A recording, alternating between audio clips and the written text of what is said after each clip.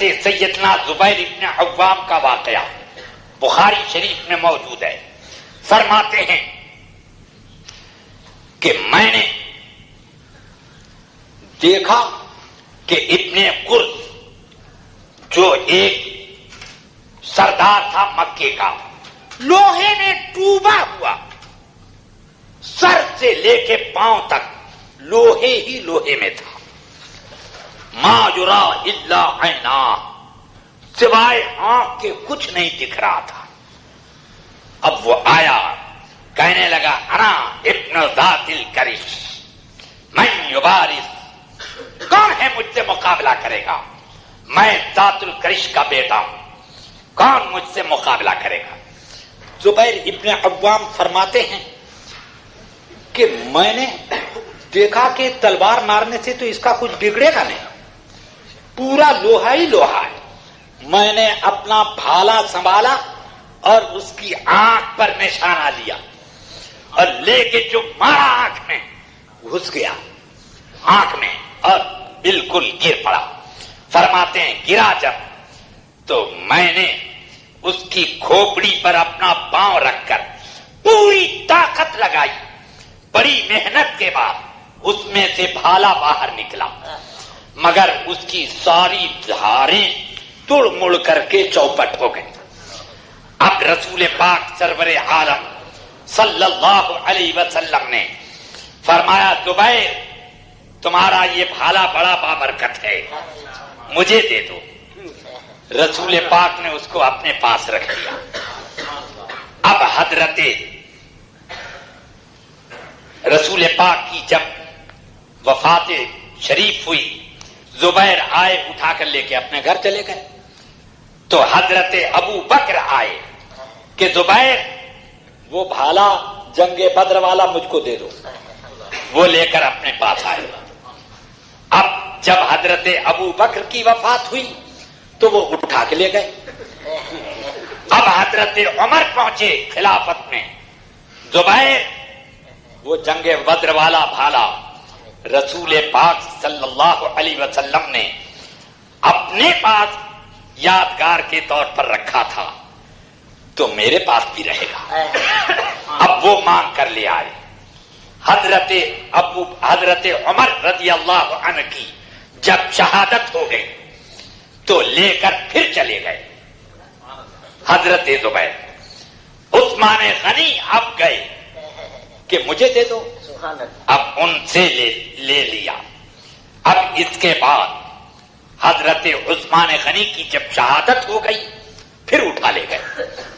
پھر حضرت علی گئے اور جا کر مانگ کر لائے.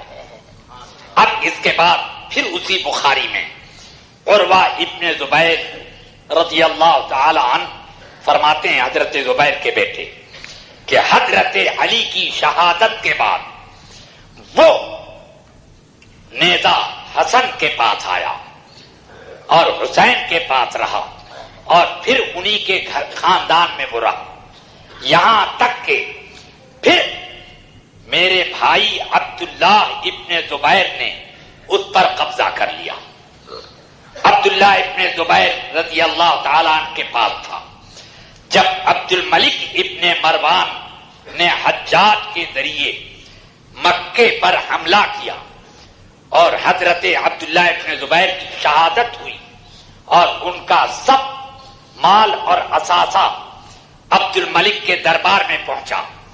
عروہ ابن زبیر گئے، کہنے لگے میرے باپ کی تلوار اور میرے باپ کے نیزے وہ مجھے دینے پڑیں گے.